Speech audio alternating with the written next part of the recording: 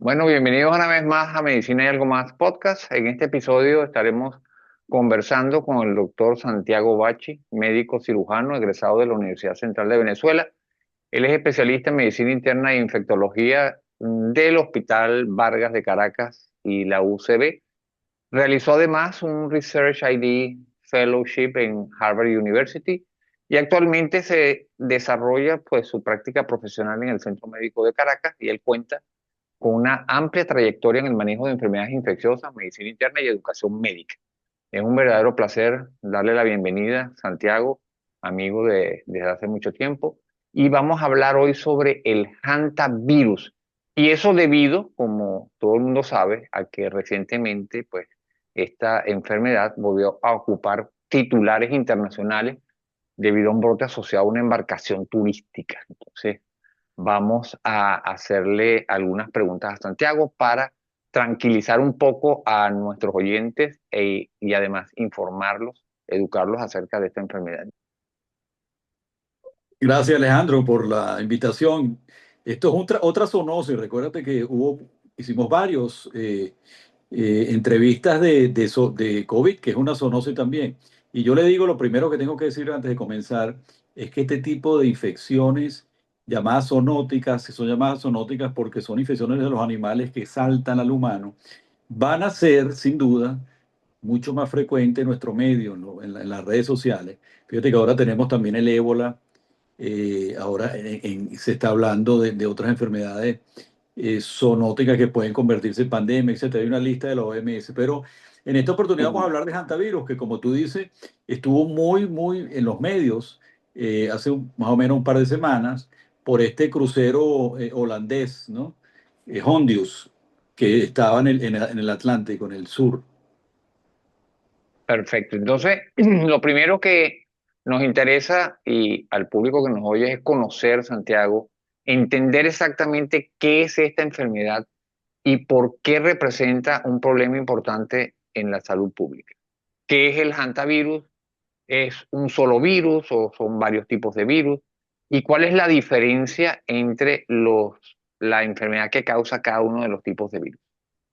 Bueno, estos virus no son nuevos porque el mismo nombre es de un río en Corea del Sur, de que vieron, inclusive en la guerra de Corea, había unas muertes, lo llamaron fiebre hemorrágica de Corea. Resulta que fue un hantavirus cuando después en 1970 y pico lo descubrieron. Y ha sido conocido desde entonces, de los años 70.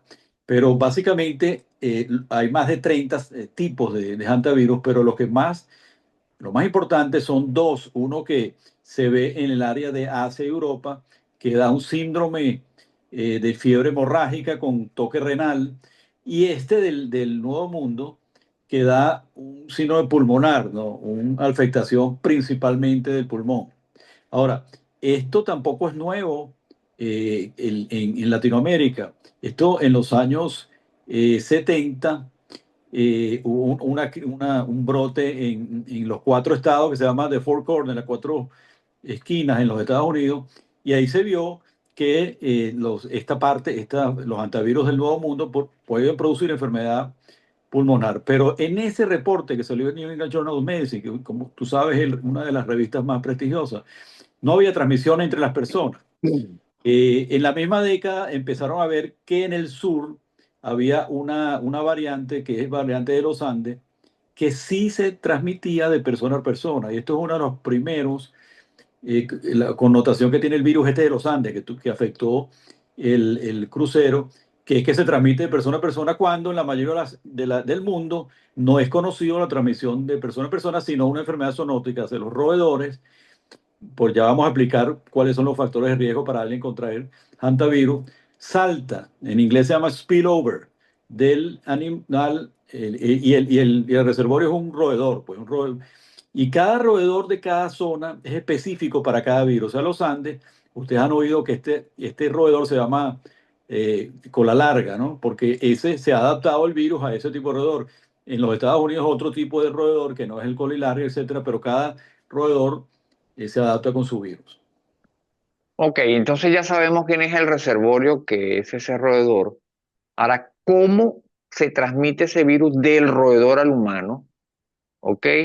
qué es lo que hay que, cuál es el mecanismo por el cual pasa, y conociéndolos, qué debe entonces evitar la persona que puede entrar en contacto con ese medio donde ha estado o está el roedor. Luego, explícanos un poco entonces, una vez si la persona está afectada, eh, qué síntomas produce y cómo es esa transmisión de humano a humano después que la persona lo sufre, y qué personas tienen mayor riesgo de enfermarse, si es que hay un grupo que tiene mayor riesgo que otro. Sí. Bueno, en la mayoría de los casos, esta enfermedad se contagia a inhalar, o sea, por vía respiratoria, partículas que están suspendidas en el aire que tienen restos de orina o de heces o de saliva de rata. Y esto se ve sobre todo en personas que habitan en el área rural, ¿no? Por ejemplo, el ejemplo típico es un granero que tú tienes cerrado, que ahí estaban las ratas, y viene alguien y lo limpia, barre, etcétera, y entonces levanta el polvo ese, el polvo lo aspira, y esa es la forma más frecuente donde es endémico el hantavirus, que las personas en el área rural adquieran el hantavirus. También puede ser por contacto directo, pero la vía respiratoria es la más frecuente, ¿no? Entonces, ¿quiénes son los que más están expuestos? Bueno, los que están expuestos en el área silvestre con los roedores o los excretos de roedores. Por ejemplo, aquellos que limpian lugares cerrados, galpones, puede ser peligroso. Aquellas personas que habitan en el área rural, pues, que pueden estar en contacto con los roedores, y en casos excepcionales de persona a persona, con excepción también de este virus Andes, que tiene la particularidad que no lo tiene el virus de Asia y Europa y no lo tiene el virus de Norteamérica, de transmitirse persona a persona.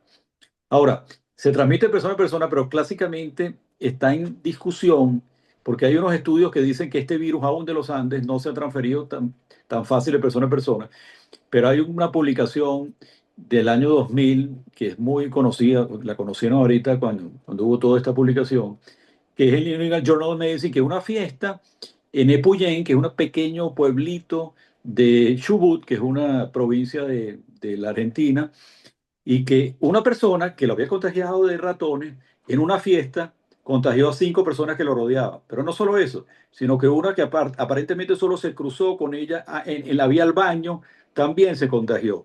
Una pareja de esos 5 que estaban en la fiesta original, después hubo 2 o 3 olas más, fallece el esposo y en el funeral la esposa que ya tenía síntomas contagia a otros 4. Entonces, eso está muy bien descrito, si lo quieren buscar en el New England Journal of Medicine, que dice los superpropagadores. Entonces, la conclusión es que si bien es cierto que no es una enfermedad que se transmite muy fácilmente de persona a persona, puede haber superpropagadores, o sea, personas que, igual sucedía con el COVID, que fácilmente transmiten, sobre todo cuando están al principio de la enfermedad, las personas cuando hay un contacto, y no tiene que ser tampoco tan estrecho. Imagínate, esta fiesta era solo sentarse alrededor de la fiesta de cumpleaños. Ahora bien, Santiago, fíjate, uno de los mayores desafíos que hay son los síntomas iniciales, porque es que se parecen a muchas enfermedades comunes. Entonces, la pregunta es, primero, ¿cuál es el periodo de incubación? ¿Cómo comienzan los síntomas? Que sabemos que son difíciles de diferenciar de otras enfermedades que son muy comunes. ¿Por qué puede confundirse incluso con una gripe?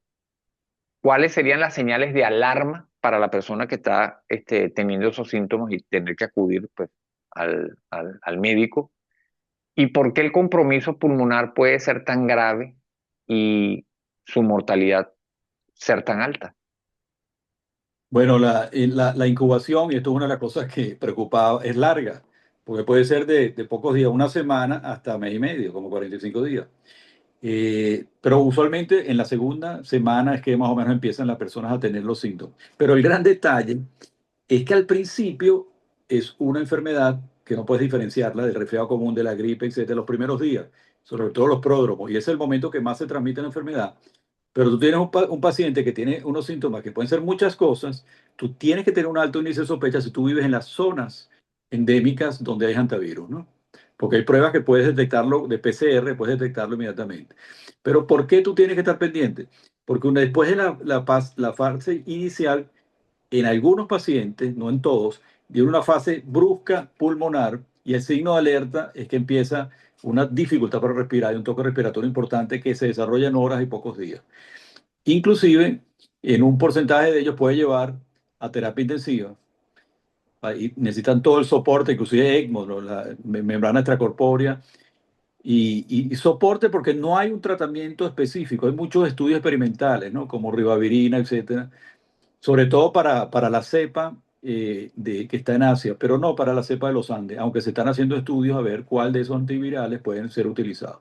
Entonces imagínate que tienes un paciente con un hantavirus en terapia intensiva, donde no tienes un tratamiento específico y simplemente tienes que, como tú como intensivista lo sabes, darle soporte cardiorrespiratorio.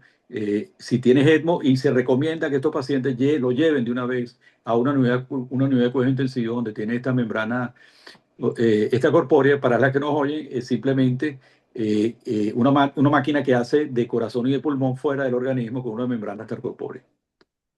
Ahora bien, volvamos a lo del diagnóstico. ¿Cómo se hace el diagnóstico? Y una pregunta así también incorporada a ella. ¿Hay dispositivos de estos como para el flu o el COVID de test rápido para el diagnóstico de hantavirus? Si existe un tratamiento específico que ya previamente mencionaste que pareciera que no hay. Y entonces, ¿qué tan importante es el diagnóstico temprano para el pronóstico de estos pacientes? Es muy importante. Sí, yo no sé si hay una investigación, no esté rápido o del punto de cuidado, como lo hay en otras virosis. Pero es que este es el gran problema, que esos son laboratorios de referencia. No todo laboratorio te hace una PCR o una serología de ELISA, de OIgM y IgG de hantavirus. Entonces, y vuelvo a repetirlo, tiene que haber un alto índice de sospecha de que ya el médico que está en un sitio endémico, de mandar rápidamente la muestra a un laboratorio de referencia. Fíjate que en este caso del Hondius, del crucero, tuvieron que mandar. Al principio el paciente falleció, dijo que muerte natural. No se dieron cuenta sino, yo no sé, 1 o 2 semanas después, cuando las muestras llegaron de Sudáfrica diciendo que tenían hantavirus. Pero cuando las muestras llegaron a Sudáfrica, no le hicieron hantavirus de inicio, le hicieron influenza, y todas esas COVID, eh, legionela, todo pensando. Cuando todo eso era negativo, una doctora pensó, háganles antivirus. Fíjate, y le dieron positivo. Ahí fue que se dieron cuenta que tenía antivirus, pero pasó como 2 o 3 semanas en ese barco, que lo único que no, este se murió de una infección respiratoria cualquiera, ¿no? Hasta que se enteraron que era antivirus. Entonces, sí, el laboratorio implica un alto índice de sospecha, y utilizar estos laboratorios de referencia a ver si pueden hacer un diagnóstico precoz de manera de hacerle un soporte, enviar al paciente a una ciudad importante que tenga un soporte importante de terapia intensiva. Y no hay medicamento específico antiviral hasta ahora para esta cepa eh, Sí, que causó el hay, brote en el hay barco. medicamentos lo que se llaman off-label, pues, o sea, que no están indicados, como la ribavirina, el favipiravir, otros antivirales que están siendo. Ahorita salió un trabajo de unos argentinos o chilenos que están probando uno de estos antivirales en un caso y dio positivo, pero todavía hace falta más experiencia a ver cuáles de estos antivirales puede utilizarse en esta cepa de los Andes, que el foco de hantavirus ese que se transmite persona a persona, con una mortalidad del 30-50%, que no creo que no lo hemos dicho, que esto imagínate que te dé y tenga, o sea, 3 a 5 de cada 10 fallezca. Esto es muy importante, ¿no? Entonces, y tampoco existe una vacuna contra el hantavirus. Hay una vacuna que se llama Hantavax allá en Corea, que hay gente que está de acuerdo, no está de acuerdo, pero en esta cepa del Nuevo Mundo no hay una vacuna que haya sido aprobada, ¿no? Para hantavirus. Están en progreso a hacer vacunas. Ok, y entonces, una vez aclarado todos estos puntos, llegamos al aspecto más importante de la conversación que tenemos hoy, Santiago y yo, y es, vamos a ver, primero, ya dijiste, pero ¿existe alguna vacuna contra el hantavirus? No. No Para el existe. hantavirus de la cepa de los Andes, no hay una vacuna aprobada de uso extendido en este momento. Hay investigación. Ok, ¿cuáles serían las medidas más importantes de prevención en las áreas que tú dijiste de riesgo rurales? Bueno, primero vamos a empezar diciendo que en Venezuela es hantavirus. Hay hay una en portuguesa y otros se han descrito estos virus, pero no ha habido una descripción de un brote o de un caso clínico importante, casos aislados, ¿no? Y pareciera que esa realidad que tienen los argentinos y los chilenos no la tenemos nosotros, por lo menos en las publicaciones que hemos visto, de un virus con esa mortalidad y esa posibilidad de transmisión, ¿no? Acuérdate que no necesariamente los hantavirus dan ese problema, como la fiebre guanarito, que es más problema que el hantavirus. Yo estoy seguro que hay hantavirus en los roedores en Venezuela, pero necesitamos investigar más si eso es un problema de salud pública, porque por la registro que tenemos, no parece que en Venezuela sea un problema. Pero bueno, para responder tu pregunta, yo creo que también es válido lo que se recomienda en las áreas endémicas de Chile para aquí en Venezuela. Por ejemplo, si van a limpiar una casa en el medio rural, es mejor ponerse tapaboca, es mejor primero rociar con cloro en vez de tratar de barrer o aspirar y levantar ese polvo que tú puedas aspirar, ¿entiendes? Yo creo que esa recomendación es universal y es sana, y no solo para hantavirus, ¿no? Sino para otras patologías. Es mejor, cuando tú vas a levantar en área rural polvo, es mejor protegerte tu vía aérea y tratar de no hacer aerosoles, sino limpiarlo con cloro y después, y no tratar de barrerlo y aspirarlo. Eso es una recomendación importante. Después, como toda zoonosis, las personas tienen que conocer si van a hacer turismo o si van a hacer de esto senderismo, etcétera, a dónde van, cuáles son las zoonosis que pueden estar expuestas, y actuar en consecuencia. Pues eso sucede mucho para la zoonosis, por ejemplo, por arbovirus, Zika, y chikungunya, oropuche, fiebre oropuche. Y todo eso, entonces el mensaje es, si usted va a ir a un sitio de viaje al Amazonas, si usted va a ir así de sitio, bueno, documéntese o haga una cita con un médico antes, de manera cuáles son las vacunas que usted necesita, fiebre amarilla, por ejemplo, y cuáles son las cosas que puede haber en el sitio donde está y cuál es la manera de protegerse. Acuérdate que educación es prevención. Yo creo que la manera, y esto que tú estás haciendo es educando para hacer alguna prevención, no para meterle miedo a la gente que no haga vida silvestre y con la naturaleza, no, todo lo contrario, si eso es bueno, pero que por lo menos sepa cuáles son los riesgos al área donde va y qué es lo que tiene que hacer para protegerse. Y una pregunta es, si bien tú nos dijiste que el riesgo está en las personas que limpian los graneros, estas No, almacenes el que han estado cerrados campesino. por tiempo, pero en este caso, esta pareja que fue a hacer senderismo, que supuestamente ellos lo que iban era a observar aves, ¿cuál sería el mecanismo exacto? O sea, ¿por qué estaban, si estaban al aire libre, pues, por qué hubo tanto riesgo que pudo hacer que ellos adquirieran el virus en Bueno, esa Alejandro, zona, pues? es una buena pregunta y eso no tenemos respuesta ahorita. Así como salió la publicación en New England tanto de las cuatro esquinas de Estados Unidos, que es un hito, así como la publicación en el New England también de Chubut, así saldrá dentro de 1 o 2 años y lo sabremos, pues, porque todavía no sabemos dónde fueron estas parejas 2 meses. Acuérdate, son parejas aventureros de 70 años que les gusta la parte silvestre y no necesariamente tienes que estar metido en un espacio cerrado. La interacción con los heces y todo el roedor se puede hacer cuando tú estás al aire libre. Ahora, ¿dónde fue? ¿Cómo fue la transmisión? Vamos a ver si cuando ya todo este grupo de trabajo antivirus, que son como más de no sé cuántos, 10 países, 50 investigadores, cuando hagan la publicación final en 1 o 2 años, veremos a ver si ellos piensan cuál fue el motivo de transmisión, porque ahorita se está armando el rompecabezas y esa respuesta todavía no la tenemos. Lo que sí parece que no se contagiaron aparentemente en la Tierra del Fuego, ¿no? Dicen porque ahí no está el roedor colilarga, es una isla, ¿no? Y como muy poco tiempo para el periodo de incubación, etcétera. Pero eso tampoco está totalmente descartado, pero es poco probable. Más probable, o la hipótesis más probable, es que estas personas ya llegaron a la Tierra del Fuego, por lo menos el Señor, con esto en periodo de incubación, ¿entiendes? Y después veremos cuál es el resultado. Tenemos todos muchas dudas. Ok, Terreno desconocido. ahora bien, ¿tiene Santiago potencial de pandemia como ocurrió con el COVID-19? Pues yo creo que esto es lo que muchos de los que nos están oyendo quieren saber, pues, después de toda esta explicación acerca de la enfermedad. ¿Tiene potencial real de producir una pandemia o tendría en el futuro el potencial de crear una pandemia como el COVID-19?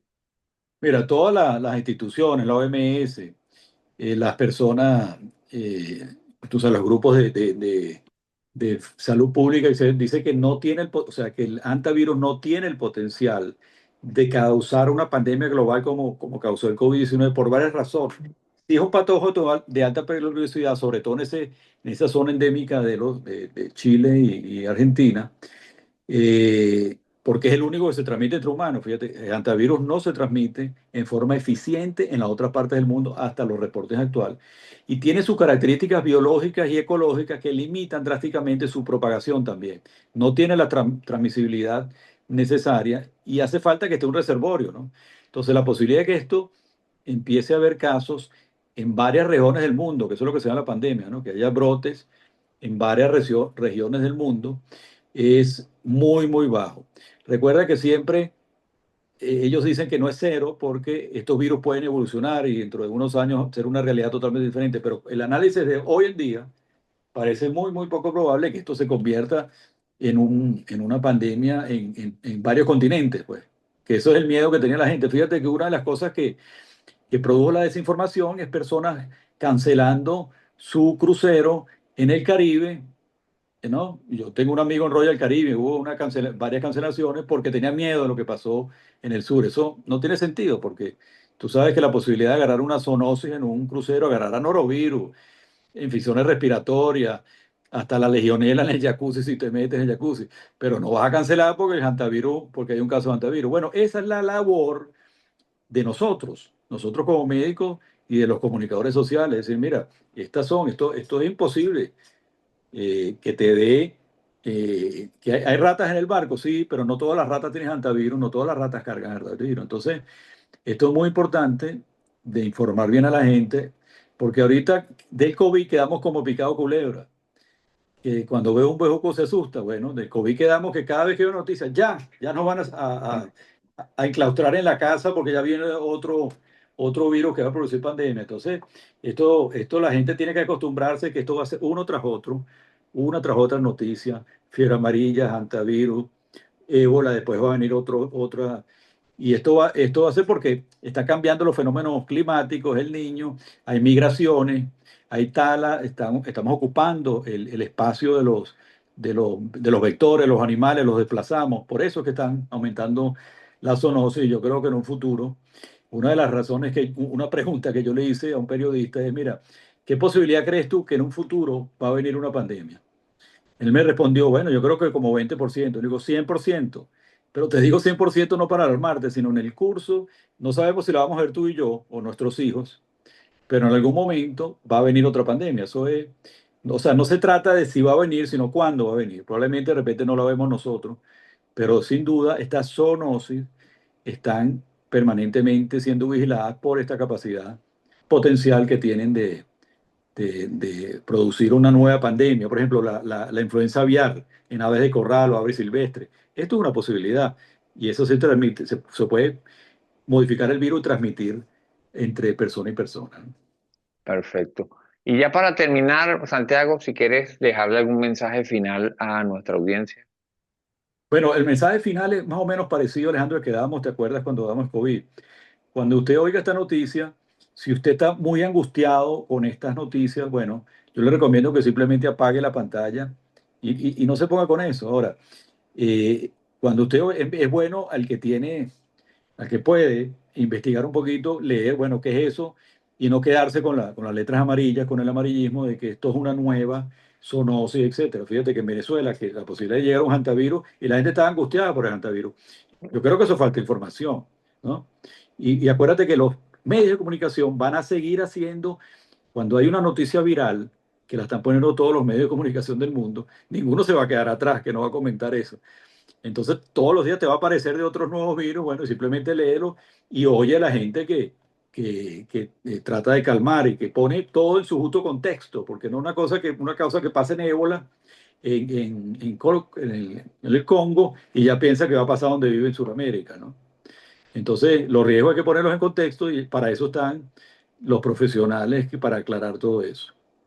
Perfecto. Bueno, Santiago, hemos llegado al final de este podcast. Queremos agradecerte muy especialmente por haber aceptado la invitación. Gracias a nuestros oyentes y esperamos que la información compartida por nosotros sea útil y contribuya a proteger la salud de los que nos oyen y su familia.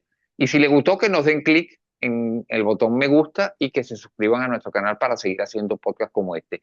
Y les digo, el próximo encuentro va a ser otra vez con Santiago y vamos a hablar del ébola. Así que Ajá. no se pierdan nuestra próxima entrega de Medicina y Algo Más Podcast. Muchas gracias, Alejandro. No a ti, Santiago. Gracias.